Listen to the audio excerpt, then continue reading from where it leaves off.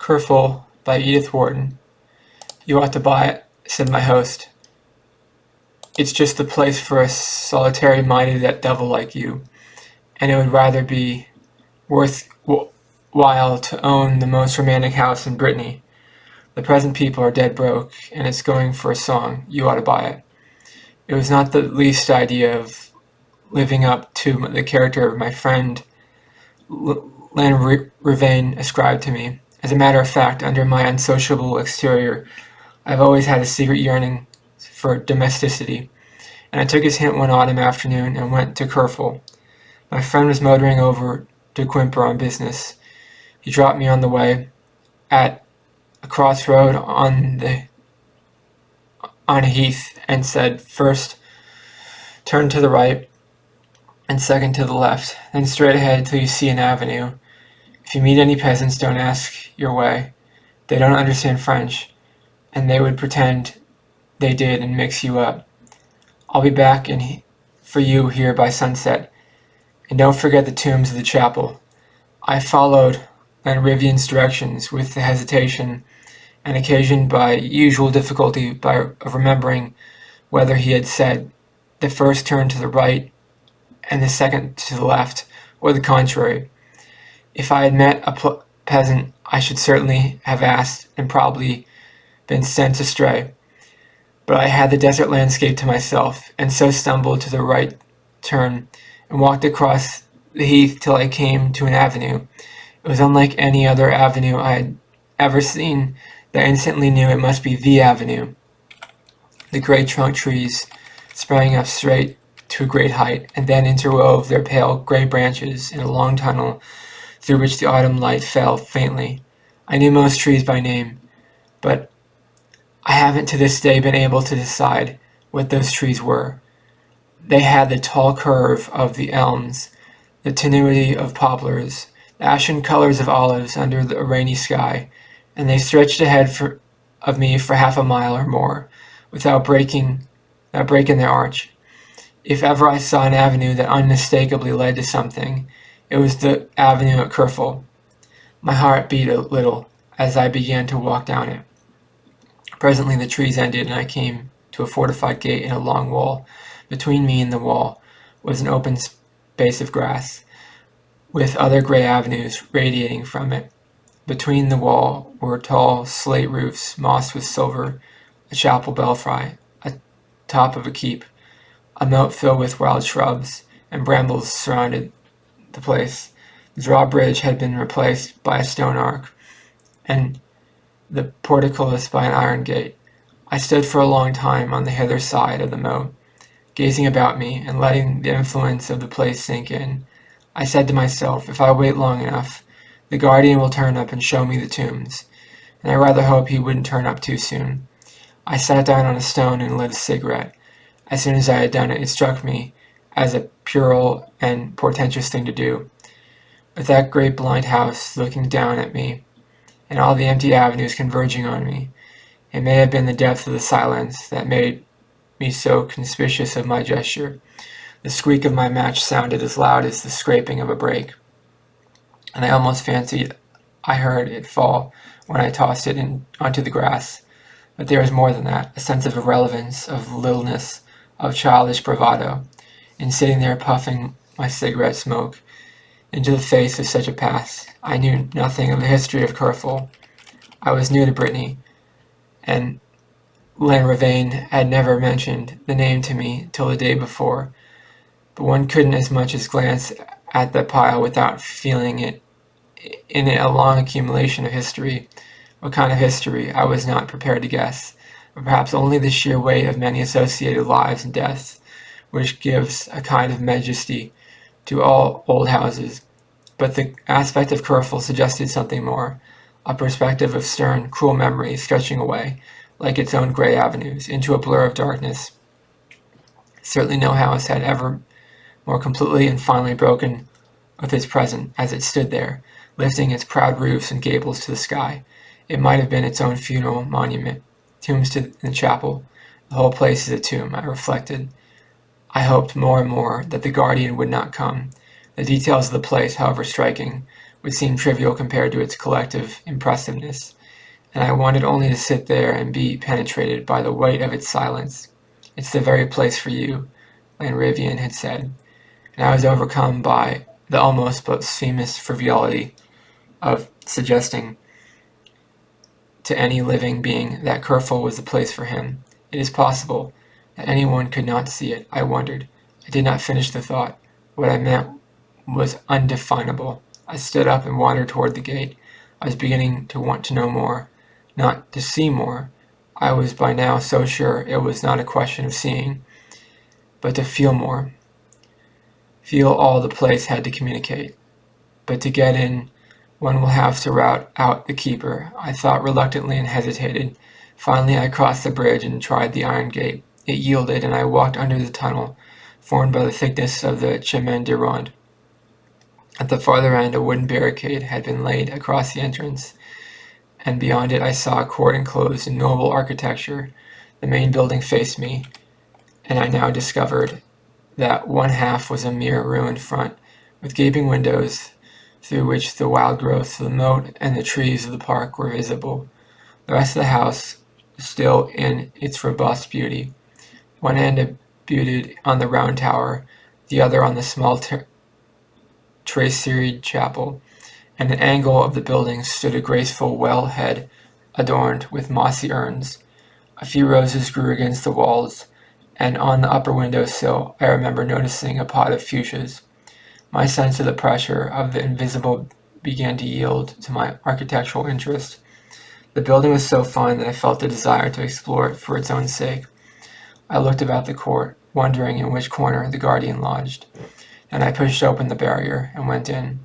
As I did, a little dog barred my way. He was such a remarkably beautiful little dog. For a moment he made me forget the splendid place was defending. I was not sure his breed at the time, but had since learned it was Chinese, and he was a rare variety called the sleeve dog. He was very small and golden brown, with large brown eyes and ruffled throat. He looked rather like a large tawny chrysanthemum. I said to myself, "These little beasts always snap and scream, and somebody will be out in a minute." The little animal stood before me, forbidding, almost menacing. There was anger in his large brown eyes, but he made no sound. He came no nearer. Instead, as I advanced, he gradually fell back, and I noticed that another dog, a vague, rough, brindled thing, had limped up. There will be a hubbub now, I thought, for at the same moment a third dog, a long-haired white mongrel, slipped out of the doorway and joined the others. All three stood looking at me with grave eyes, and not a sound came from them. As I advanced, they continued to fall back, on muffled paws, still watching me. At a given point, they'll all charge at my ankles. It's one of the dodges that the dogs who live together put up on one. I thought it was not much alarmed, for they were neither large nor formidable, but they let me wander about the court as I pleased, following me at a distance, always the same distance, and always keeping their eyes on me. Presently I looked across at a ruined facade, and saw that in one of the window frames another dog stood, a large white pointer with one brown ear. He was an old grave dog, much more experienced than the others, and he seemed to be observing me with deeper intentness. "I'll hear from him," I said to myself, but he stood in the empty window frame against the trees of the park and continued to watch me without moving. I looked back at him for a time to see if the sense that he was being watched would not rouse him. Half the width of the court lay between us, and we stared at each other silently across it, but he did not stir. At last I turned away. Behind me I found the rest of the pack, with the newcomer added, a small black greyhound with paw agate-colored eyes. He was shivering a little, and his expression was more timid than the others. I noticed that he kept a little behind him, and still there was not a sound. I stood there for fully 5 minutes, the circle about me, waiting, as they seemed to be waiting. At last I went up to the little golden-brown dog and stooped to pat it. As I did so, I heard myself laugh. The little dog did not start, or growl, or take his eyes from me. He simply slipped back about the yard, then paused and continued to look at me. "Oh, hang it," I exclaimed aloud, and walked across the court towards the well. As I advanced, the dog separated and slid away into different corners of the court. I examined the urns on the wall, and tried a locked door or two, and up and down the dumb facade. Then I faced about toward the chapel. When I turned, I perceived that all the dogs had disappeared except the old pointer, who still watched me from the empty window frame. It was rather a relief to be rid of that cloud of witnesses, and I began to look about me for a way to the back of the house. Perhaps there'll be somebody in the garden. I thought I found a way across the moat, scrambled over a wall smothered in brambles, and got into the garden. A few lean hydrangeas and geraniums pined in the flower beds, and the ancient house looked down in them indifferently. Its garden side was plainer and severer than the other. The long granite front and its few windows with steep roof looked like a fortress prison. I walked around the farther wing, went up some disjointed steps, and entered the deep twilight of a narrow, incredibly old box walk. The walk was just wide enough for one person to slip through, and its branches met overhead. It was like the ghost of a box walk, its lustrous green all turning to the shadowy grayness of the avenues. I walked on, the branches hitting me in the face and springing back with a dry rattle, and at length I came out of the grassy top of the chemin de ronde. I walked along to the gate tower, looking down into the court, which was just below me. Not a human being was in sight, and neither were the dogs. I found a flight of steps in the thickness of the wall and went down them. And when I emerged again into the court, there stood a circle of the dogs, the golden brown one a little ahead of the others, the black greyhound shivering in the rear. "Oh, hang it, you uncomfortable beast, you!" I exclaimed, my voice startling me with a sudden echo. The dogs stood motionless, watching me. I knew by this time they would not try to prevent my approaching the house, and the knowledge left me free to examine them. I had a feeling that they must be horribly cowed to be so silent and inert. Yet they did not look hungry or ill-treated.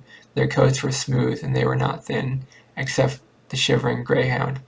It was more as if they had lived a long time with people who never spoke to them or looked at them, as though the silence of the place had gradually benumbed their busy, inquisitive natures. And this strange passivity, this almost human lassitude seemed to me sadder than the misery of the starved and beaten animals. I should have liked to rouse them for a minute, to coax them into a game of scamper. But the longer I looked into their fixed and weary eyes, the more preposterous the idea became, with the windows of that house looking down on us. How could I have imagined such a thing? The dogs knew better. They knew the house would tolerate, and what it would not. I even fancied that they knew what was passing through my mind, and pitied me for my frivolity. But even that feeling probably reached them through a thick fog of listlessness. I had an idea that their distance from me was as nothing to my remoteness from them. In that last analysis, the impression they produced was that of having in common one memory so deep and dark that nothing that had happened since was worth either a growl or a wag. "I say," I broke out abruptly, addressing myself to the dumb circle, "do you know what you look like? The whole lot of you? You look as though you've seen a ghost. That's how you look. I wonder if there is a ghost here, and nobody but you left for it to appear." The dogs continued to gaze at me without moving. It was dark, and when I saw Lanrivian's motor lamps at the crossroads, I wasn't exactly sorry to see them. I had a sense of having escaped from the loneliest place in the whole world, and not liking loneliness to that degree, as much as I had imagined I should. My friend had brought his solicitor back from Quimper for the night, and seated beside a fat and affable stranger, I felt no inclination to talk of Kerfol. But that evening, when Lanrivian and the solicitor were closeted in the study, Madame de Lanrivain began to question me in the drawing-room. "Well, are you going to buy Kerfol?" she asked, tilting up her grey chin from her embroidery. "I haven't decided yet.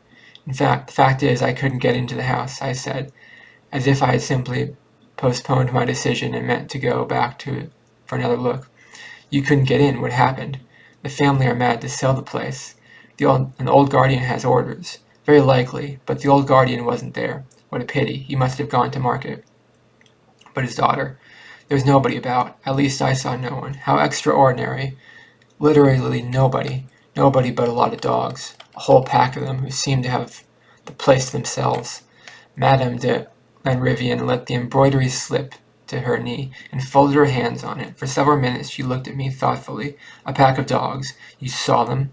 Saw them. I saw nothing else. How many? She dropped her voice a little. I've always wondered. I looked at her with surprise. I was supposed the place to be familiar to her. Have you never been to Kerfol? I asked. Oh yes, often, but never on that day. What day? I'd quite forgotten, and so had Herve, I'm sure. If we'd remembered, we never should have sent you today. But then, after all, one doesn't have to believe that sort of thing, does one? What sort of thing? I asked, involuntarily sinking my voice to the levels of hers. Inwardly I was thinking, I knew there was something. Madame de Lanrivain cleared her throat and produced a reassuring smile. Didn't Herve tell you the story of Kerfol? An ancestor of his was mixed up in it. You know, every Breton house has its ghost story, and some of them are rather unpleasant. Yes, but those dogs? I insisted. Well, those dogs are the ghosts of Kerfol. At least, the peasants say there's one in the year when a lot of the dogs appear there, and that day the keeper and his daughter go off to Morax and get drunk. The women in Brittany drink dreadfully.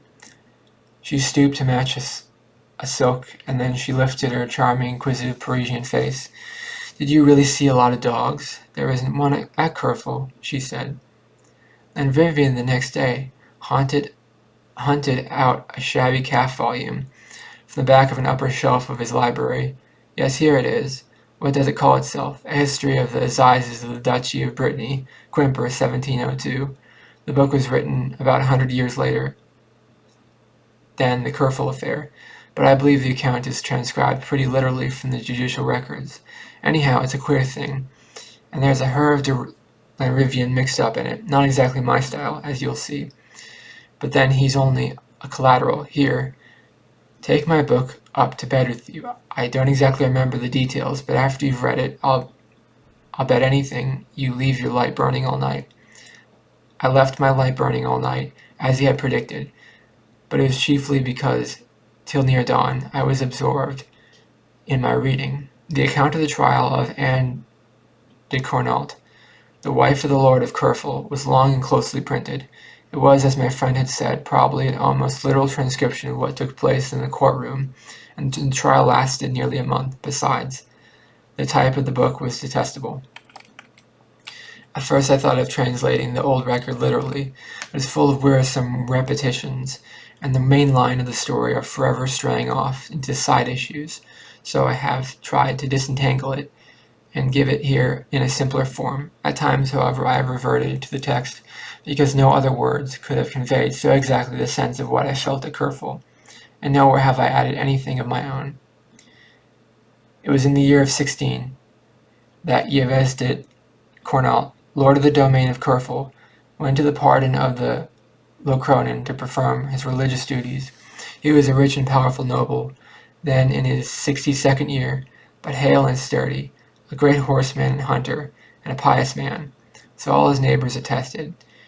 In appearance he seems to have been short and broad, with a swarthy face, legs slightly bowed from the saddle, a hanging nose, and broad hands, with black hairs to them. He had married young and lost his wife and son soon after, and since then they had lived alone at Kerfol. Twice a year he went to Morlaix, where he had a handsome house by the river, and spent a week or 10 days there, and occasionally he rode to Rennes on business. Witnesses were found to declare that during these absences he led a life different from the one he was known to lead at Kerfol, where he busied himself with his estate, attended mass daily, and found his only amusement in hunting the wild boar and the waterfowl. But these rumors are not particularly relevant, and it is certain that among people of his own class in the neighborhood he passed for a stern and even austere man, observant of his religious obligations, and keeping strictly to himself. There was no talk of any familiarity with the women on his estate, though at that time the nobility were very free with their peasants. Some people said he had never looked at a woman since his wife's death, but such things are hard to prove, and the evidence on this point was not worth much. Well, in his 62nd year, Yves de Cornault went to pardon Locronan, and saw there a young lady of Douarnenez, who had ridden over pillion behind her father to do her duty to the saint. Her name was Anne de Berrigan, and she came of good old Breton stock, but much less great and powerful than that of Yves de Cornault, and her father had squandered his fortune at cards, and lived almost like a peasant in his little granite manor on the moors. I have said I would add nothing of my own to this bald statement of a strange case, but I must interrupt myself here to describe the young lady who stood up to the lynch gate at Locronan at the very moment when Baron de Cornault was so dismounting there. I take my description from a rather bare thing, a faded drawing in red crayon, sober and truthful enough to be by a late pupil of the Clouets, who hangs in Lanrivain study, and is said to be a portrait of Anne de Berrigan. It is unsigned, and has no mark of identity but the initials A.B. and the date 16, the year after her marriage. It represented a young woman with a small oval face, almost pointed, yet wide enough for a full mouth, with a tender depression at the corners.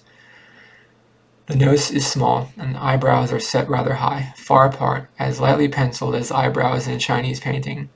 The forehead is high and serious, and the hair, which one feels to be fine and thick and fair, drawn off it, and lying close like a cap.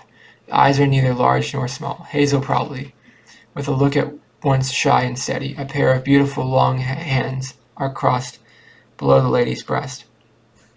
The chaplain of Kerfol, the other witnesses, averred that when the Baron came back from Locronan, he jumped from his horse and ordered another to be instantly saddled, called to a young page, come with him, and rode away that same evening to the south. His steward followed the next morning, with coffers laden on a pair of pack mules. The following week, Yves de Cornault rode back to Kerfol, sent for his vassals and tenants, and told them he was to be married for All Saints to Anne de Berrigan of Douarnenez, and on All Saints' Day the marriage took place. As to the next few years, the evidence on both sides seems to show they passed happily for the couple. No one was found to say that Yves de Cornault had been unkind to his wife, and it was plain to all that he was content with his bargain. Indeed, it was admitted by the chaplain and other witnesses for the prosecution that the young lady had softening influence on her husband, and that he became less exacting with his tenants, less harsh to peasants and dependents, and less subject to the fits of gloomy silence which had darkened his widowhood. As to his wife, the only grievance of her champions could call up in her behalf was that Kerfol was a lonely place, and that when her husband was away on business at Rands or Morlaix, whither she was never taken, she was not allowed so much as to walk in the park unaccompanied. But no one asserted that she was unhappy, though one servant woman said she had surprised her crying, and she had heard her say that she was a woman accursed to have no child, and nothing in life to call her own. But that was a natural enough feeling in a wife attached to her husband, and certainly it must have been great grief to Yves de Cornault that she gave him no son. Yet he never made her feel her childlessness as a reproach. She herself admits this in her evidence, but she seemed to try to make her forget by showering gifts and favors on her. Rich though he was, he had never been open-handed, but nothing was too fine for his wife, in the way of silks or gems or linen, whatever else she fancied. Every wandering merchant was welcome at Kerfol, and when the master was called away, he never came back without bringing his wife a handsome present. Something curious in particular, from Morlaix to Reims or Quimper, one of the waiting women gave in cross-examination an interesting list of 1 year's gifts, which I copy. From Morlaix, a carved ivory junk, with Chinamen at the oars, and a strange sailor had brought back, as a votive offering for Notre Dame de la Clarté, above Plomarc from Quimper, an embroidered gown, worked by the nuns of the Assumption. From Reims, a silver rose that opened and showed an amber virgin with a crown of garnets. From Morlaix again, a length of Damascus, velvet shot with gold, bought of a Jew from Syria, and for the Michaelmas that same year, from Rheims, a necklet or bracelet of round stones, emeralds and pearls and rubies, strung like beads on a gold wire. This was the present that pleased the best lady, the women said. Later on, as it happened, it was produced at the trial, and appears to have struck the judges and the public as a curious and valuable jewel. The very same winter, the Baron absented himself again, this time as far as Bordeaux, and on his return he brought his wife something even odder and prettier than the bracelet. It was a winter evening when he rode up to Kerfol, and, walking into the hall, found her sitting listlessly by the fire, her chin on her hand, looking into the fire. He carried a velvet box in his hand, and setting it down on the hearth, lifted the lid and let out a little golden brown dog. Anne de Cornwall exclaimed with pleasure, as the little creature bounded towards her. "Oh, it looks like a bird or a butterfly," she cried as she picked it up, and the dog put his paws on her shoulders and looked at her with eyes like a Christian's. After that she would never have it out of her sight, and petted and talked to it as if it had been a child, as indeed it was the nearest thing to a child she was to know. Yves de Cornwall was much pleased with his purchase. The dog had been brought to him by a sailor from the East India merchantman, and the sailor had brought it of a pilgrim in a bazaar at Jaffa, who had stolen it from a nobleman's wife in China, a perfectly permissible thing to do, since the pilgrim was a Christian and the nobleman a heathen doomed to hellfire. Yves de Cornwall had paid a long price for the dog, for they were beginning to be in demand at the French court, and the sailor knew he had got hold of a good thing. But Anne's pleasure was so great that to see her laugh and play with a little animal, her husband would doubtless have given twice the sum. So far the evidence is at one, and the narrative plain sailing. But now the steering becomes difficult. I will try to keep as nearly as possible to Anne's own statements, though toward the end, poor thing. Well, to go back. The very year after the little brown dog was brought to Kerfol, Yves de Cornwall, one winter night, was found dead at the head of a narrow flight of stairs, leading down from his wife's rooms to a door opening on the court. It was his wife who found him and gave the alarm, so distracted, poor wretch, with fear and horror, for his blood was all over her. But at first the roused household could not make out what she was saying, and thought she had gone suddenly mad. But there, sure enough, at the top of the stairs, lay her husband, stone dead, and head foremost, the blood from his wound dripping down to the steps below him. He had been dreadfully scratched and gashed about the face and throat, as if with a dull weapon, and one of his legs had a deep tear in it which had cut an artery and probably caused his death. But how did he come there? And who had murdered him? His wife declared that she had been asleep in her bed, and hearing his cry had rushed out to find him lying on the stairs.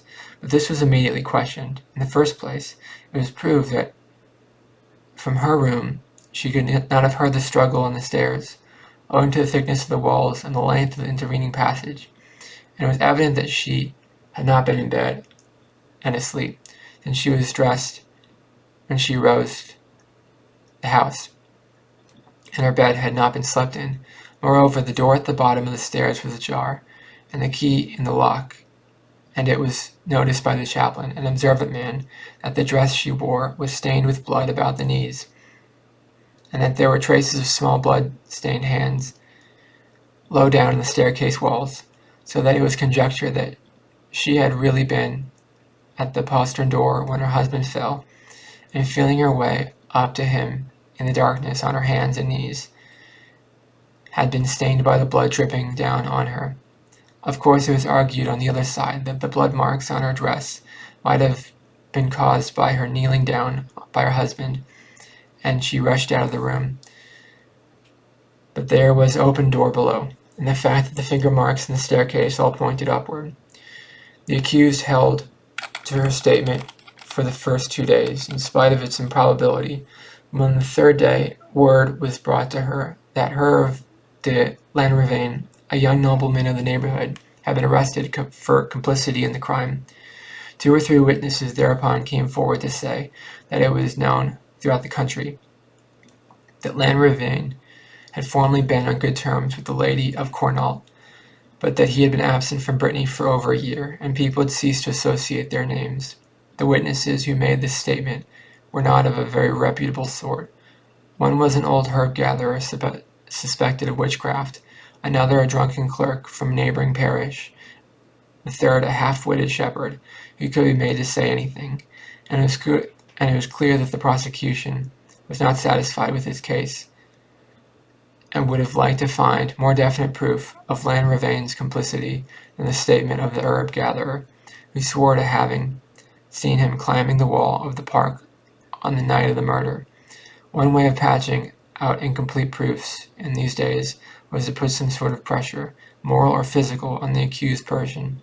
It was not clear what pressure was put on Anne de Cornwall, but on the 3rd day she was brought into court, she appeared weak and wandering. After being encouraged to collect herself and speak the truth on her honor and the words of her blessed Redeemer, she confessed that she had in fact gone down the stairs to speak with Herve de Lanrivain, who denied everything, had been surprised there by the sound of her husband's fall. That was better, and the prosecution rubbed its hands with satisfaction.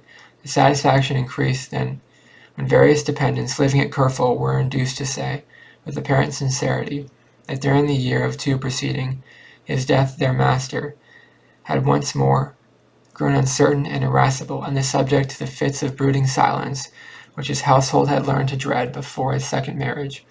It seemed to show that things had not been going well at Kerfol, though no one could be found to say that there had been any signs of open disagreement between husband and wife. Anne de Cornwall, when questioned as to her reason for going down at night to open the door to Herve de Lanrivain, made an answer which must have sent a smile around the court.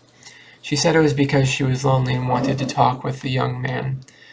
Was this the only reason? She was asked, and replied, "Yes, by the cross over your lordship's heads." "But why at midnight?" the court asked.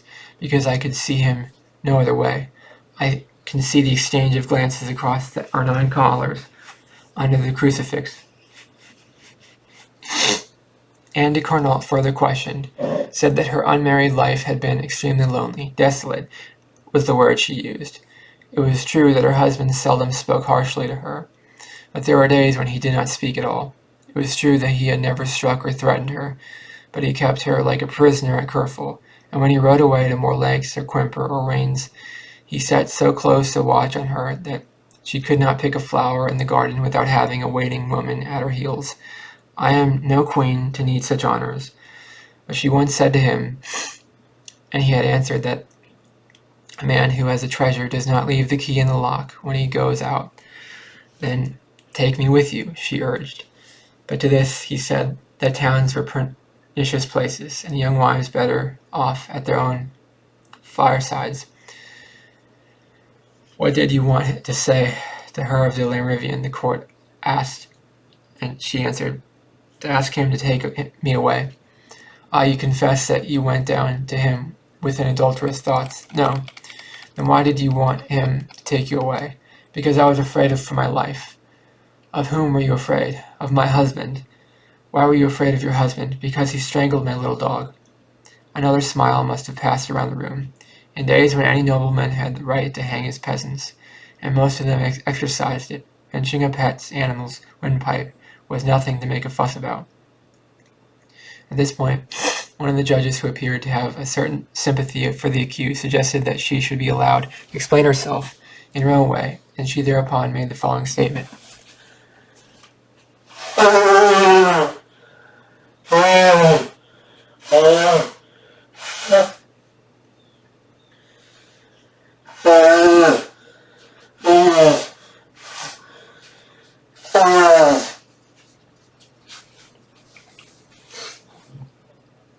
The first years of her marriage had been lonely, but her husband had not been unkind to her. If she had a child, she would not have been unhappy, but the days were long and it rained too much.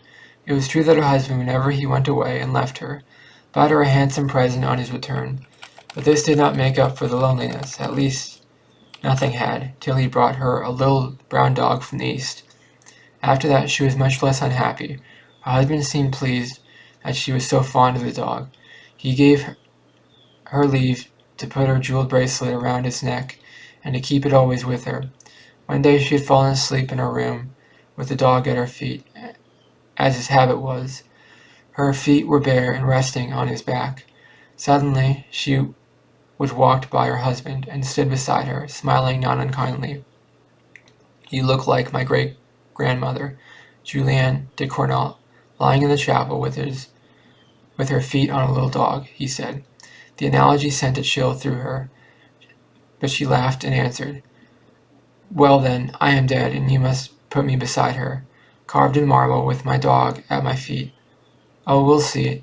We'll wait and see," he said, laughing also, with his black brows close together. "The dog is the emblem of fidelity. And do you doubt my right to lie with mine at my feet?"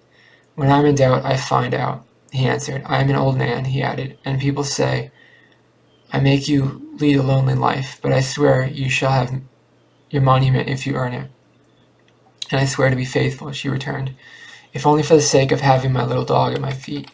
Not long afterward he went on business to the Quimper Assizes, and while he was away his aunt, the widow of a great nobleman of the duchy, came to spend a night at Kerfol on her way to the pardon of stay.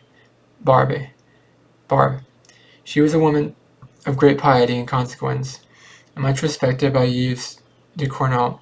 When she proposed to Anne to go with her to stay, no one could object. Even the chaplain declared himself in favor of the pilgrimage. So Anne set out for Stabarbe, and there, for the first time, she talked with Herve de Lanrivain, who had come once or twice to Kerfol with his father, and she had never before exchanged a dozen words with him. They did not talk for more than 5 minutes now. It was under the chestnuts, as the procession was coming out of the chapel. He said, "I pity you," and she was surprised, for she had not supposed that any one of them thought her an object of pity. He added, "Call for me when you needed me," and she smiled a little, but was glad afterward, and thought often of the meeting. She confessed to having seen him 3 times afterward, not more. How or when, she would not say. One had the impression that she feared to implicate someone. The meetings had been rare and brief, and at last he told her that he was starting the next day for a foreign country, on a mission which was not without peril, and might keep him for many months absent. He asked her for a remembrance, and she had none to give him but the collar about the little dog's neck. She was sorry afterwards that she had given it, and she was so unhappy at going that she had not had the courage to refuse. Her husband was away at the time. When he returned a few days later, he picked up the little dog to pet it, and noticed that its collar was missing. His wife told him that the dog had lost it in the undergrowth of the park, and that she and her maids had hunted a whole day for it. It was true, she explained to the court, that she made the maids search for the necklet. They all believed the dog had lost it in the park. Her husband made no comment, and that evening at supper he was in his usual mood, between good and bad. You could never tell which. He talked a good deal, describing what he had seen and done at Rheims, and now and then he stopped and looked hard at her. And when she went to bed, she found her little dog strangled on her pillow. The little thing was dead, but still warm. She stooped to lift it, and her distress turned to horror when she discovered that it had been strangled by twisting twice around the throat. The necklet had been given. She was twisted twice around the throat. The necklet she had given to Lanrivain. The next morning at dawn she buried the dog in the garden, and hid the necklet in her breast. She said nothing to her husband then or later. He said nothing to her. But that day he had a peasant hanged for stealing a faggot in the park, and the next day he nearly beat to death a young horse he was breaking. Winter set in, and the short days passed, and the long nights, one by one. She heard nothing of Herve de Lanrivain. It might be that her husband had killed him, or merely that he had been robbed of the necklet. Day after day, by the hearth among the spinning maids, night after night, alone in her bed, she wondered and trembled. Sometimes at table her husband looked across at her and smiled, and then she felt sure that Lamrivian was dead. She dared not to get the news out of him, but she was sure her husband would find out if she did. She had an idea that she could find out anything, even when a witch woman who was noted seer and could show the whole world in her crystal came to the castle for a night's shelter, and the maids flocked to her. Anne held back. The winter was long, black, and rainy. One day, in Yves de Cornauld's absence, some gypsies came to Kerfol with a troop of performing dogs. Anne bought the smallest and cleverest, a white dog, with a feathery coat and one blue and one brown eye. It seemed to have been ill-treated by the gypsies, and clung to her plaintively when she took it from them. That evening, her husband came back, and when she went to bed, she found the dog strangled on her pillow. After that, she said to herself that she would never have another dog. But one bitter, cold evening, a poor, lean greyhound was found whining at the castle gate, and she took him in and forbade the maids to speak of him to her husband. She hid him in a room that no one went to, smuggled food to him from her own plate, made him a warm bed to lie on, and petted him like a child. Yves de Cornault came home, and the next day she found the greyhound strangled on her pillow. She wept in secret, but said nothing, and resolved that even if she met a dog dying of hunger, she would never bring him into the castle. But one day she found a young sheepdog, a brindled puppy with good blue eyes, lying with a broken leg in the snow of the park. Yves de Cornault was at Rheims, and she brought the dog in, warmed and fed it, tied up its leg, and hid it in the castle till her husband's return. But that night she heard a whining and scratching at her door, and when she opened it, the lame puppy, drenched and shivering, jumped up on her with little sobbing barks. She hid him in her bed. The next morning she was about to have him taken back to the peasant woman when she heard her husband arrive at the court. She shut the dog in a chest and went down to receive him. An hour or two later, when she returned to her room, the puppy lay strangled on her pillows, and after she dared not to make a pet of any other dog, and her loneliness became unendurable. Sometimes when she crossed the court of the castle and thought no one was looking, she stopped to pat the old pointer at the gate. But one day as she was caressing him, her husband came out of the chapel, and the next day the old dog was gone. The curious narrative was not told in one sitting of the court, received without impatience and incredulous comment. It was plain that the judges were surprised by its puerility, and it did not help the accused in the eyes of the public. It was an odd tale, certainly, but what did it prove? That Yves de Cornault disliked dogs, and that his wife, to gratify her own fancy, persistently ignored this dislike. As for pleading this trivial disagreement as an excuse for her relations, whatever their nature, with her supposed accomplice, the argument was so absurd that her own lawyer manifestly regretted having her make use of it, and tried several times to cut short her story. But she went on to the end, with a kind of hypnotized insistence, as though the scenes she evoked were so real to her that she had forgotten where she was and imagined herself to be reliving them. At length the judge, who had previously shown a certain kindness to her, said, leaning forward a little, one may suppose, from his row of dozing colleagues, "Then you would have us believe that you murdered your husband because he would not let you keep a pet dog?" "I did not murder my husband." "Who did then?" "Herve de Lamrivian?" "No." "Who then? Can you tell us?" "Yes, I can tell you. The dogs." At that point she was carried out of the court in a swoon. It was evident that her lawyer tried to get her to abandon this line of defense. Possibly her explanation, whatever it was, had seemed convincing when she poured it out to him in the heat of their first private colloquy.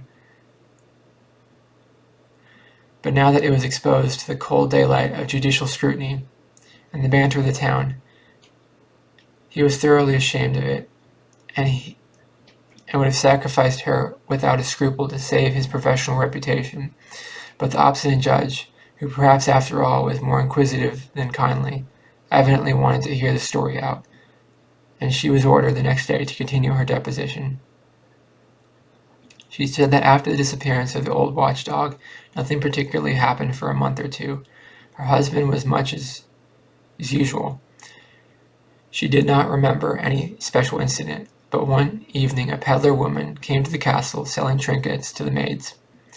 She had no heart for trinkets, but she stood looking on while the women made their choice, and then she did not know how, but the peddler coaxed her into buying for herself an odd pear-shaped pomander with a strong scent in it. She had once seen something of the kind on a gypsy woman. She had no desire for the pomander, and did not know why she had bought it. The peddler said that whoever wore it had the power to read the future, but she did not really believe that, or care much either. However, she bought the thing and tore it up to her room, where she sat turning it about in her mind. Then the strange scent attracted her, and she began to wonder what kind of spice was in the box. She opened it and found a gray bean rolled in a strip of paper, and on the paper she saw a sign she knew, a message from Herve de Lanrivain, saying that he was home again and would be at the door of the court that night after the moon had set. She burned the paper and then sat down to think. It was nightfall, and her husband was at home. She had no way of warning Lanrivain, and there was nothing to do but wait. At this point I fancied the drowsy courtroom beginning to wake up. Even to the oldest hand on the bench, there must have been a certain aesthetic relish to picturing the feelings of a woman on receiving such a message at nightfall from a man living 20 miles away, to whom she had no means of sending a warning. She was not a clever woman, I imagine, and as the first result of her cognition she appears to have made the mistake of being, that evening, too kind to her husband. She could not ply him with wine according to the traditional expedient, for though he drank heavily at times, he had a strong head. When he drank beyond his strength, it was because he chose to, and not because a woman coaxed him, not his wife at any rate. She was an old story by now. As I read the case, I fancy there was no feeling for her left in him, but the hatred occasioned by her supposed dishonor.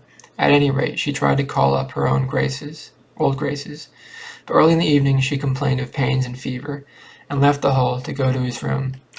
His servant carried him a cup of hot wine, and brought back word that he was sleeping and not to be disturbed. An hour later, when Anne lifted the tapestry and listened at his door, she heard his loud, regular breathing, and she thought it might be a faint, and stayed a long time barefooted in the old passage, her ear to the crack.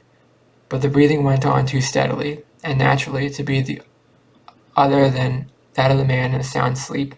She crept back into her room reassured, and stood in the window watching the moon set through the trees in the park.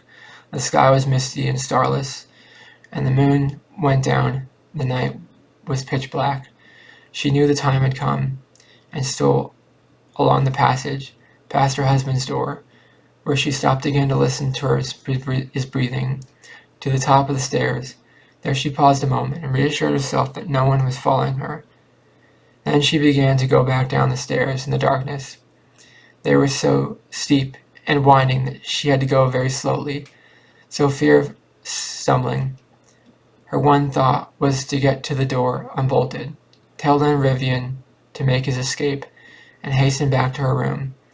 She had tried the bolt earlier in the evening and managed to put a little grease on it, but nevertheless when she drew it, it gave a squeak, not loud, but it made her heart stop, and the next minute she heard a noise. What noise? The prosecution interposed.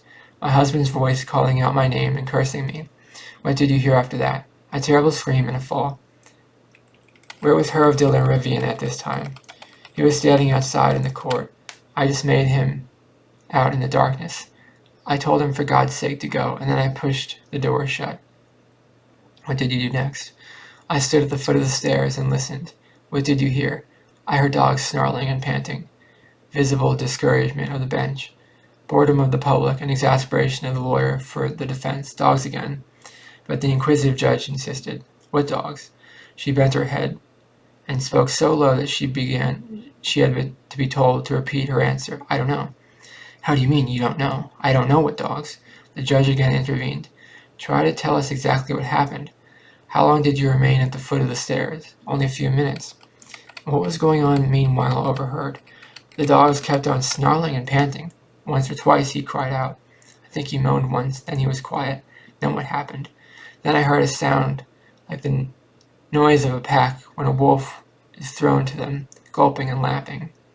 There was a groan and disgust and repulsion through the court, another attempted intervention by the distracted lawyer, but the inquisitive judge was still inquisitive. And all the while you did not go up? Yes, I went up then, to drive them off. The dogs? Yes, well, when I got there it was quite dark. I found my husband flint and steel and struck a spark. I saw him lying there. He was dead. And the dogs? The dogs were gone. Gone where? To? I don't know. There was no way out. And there were no dogs at Kerfol. She straightened herself to her full height, threw her arms above her head, and fell down the stone floor with a long scream. There was a moment of confusion in the courtroom.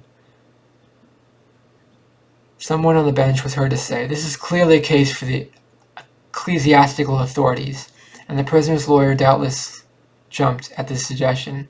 After this, the trial loses itself in a maze of cross-questioning and squabbling. Every witness who was called corroborated Anne de Cornault's statement. There was no dogs at Kerfol. There had been none for several months. The master of the house had taken a dislike to dogs. There was no denying it. But on the other hand, at the inquest, there had been long and bitter discussion as to the nature of the dead man's wounds. One of the surgeons called in has spoken of marks that looked like bites. The suggestion of witchcraft was revived, and the opposing lawyers hurled tones of necromancy at each other. At last, Anne de Cornault was brought back into the court for the instance of the same judge, and asked if she knew where the dogs she spoke of could have come from. On the body of her Redeemer, she swore that she did not, and the judge put his final question. If the dogs you think you heard had been known to you, do you think you would have recognized them by their barking? Yes. Did you recognize them? Yes. What dogs do you take them for have been? My dead dogs, she said in a whisper. She was taken out of the court, not to reappear again. There was some kind of ecclesiastical investigation, and the end of the business was the judges disagreed with each other, and the ecclesiastical committee, and that Anne de Cornault was finally handed over to the keeping of her husband's family, who shut her down in the keep of Kerfol, where she is said to have died many years later, a harmless mad woman. So ends her story. As for that of her of de Rivian, I had only to apply to his collateral descendant for its subsequent details, the evidence against the young man being insufficient, and his family's influence in the duchy considerable, he was set free, and left soon afterward for Paris. He was probably in no mood for a worldly life, and he appears to have come almost immediately under the influence of the famous Emerald Dandilly and the gentleman of Port Royal. A year or two later he was received into the order, without achieving any particular distinction. He followed his good and evil fortunes till his death, some 20 years later. Then Rivian showed me a portrait of him by a pupil of Philippe de Champagne, sad eyes, an impulsive mouth, and a narrow brow. Poor Herve de Rivian, it was a grey ending, and as I looked at his stiff and sallow effigy in the dark dress of the Jansenist, I almost found myself envying his fate. After all, in the course of his life, two great things had happened to him. He had loved romantically, and he must have talked with Pascal. That's the end of Kerfol by Edith Wharton.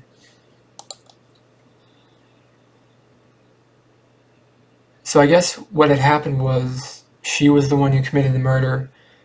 It's just she blamed it on the ghost of the dogs, where in reality her husband was cheating on her, and she was mad that her husband was cheating on her, and so she She just took him out, and that was what I got from the story. But she blamed it on the ghost of the dogs. But yeah, a lot of people blame things on ghosts back then, whereas reality was a really simple explanation. But yeah, she was the one who did the crime.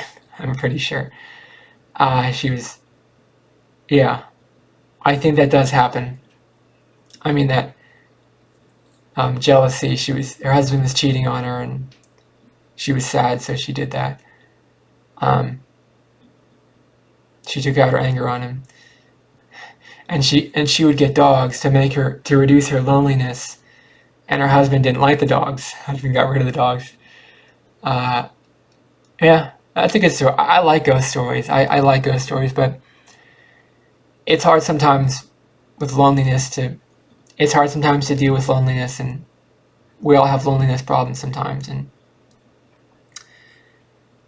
sometimes you don't know how to process your loneliness. You just don't know how to feel about it. So you make up ghost stories, and you come up with weird things, and you have weird ways of processing your emotion. And I feel bad for her, and I feel bad for him, and it's a difficult situation. Anyways, let me know in the comments below, what did you think of this story, Kerfol? I liked it. Let me know in the comments below what you thought of it. Please subscribe to this channel and be part of the community. And please like this video. It really helps out the channel a lot. Thank you for watching. Have a great day. Bye-bye.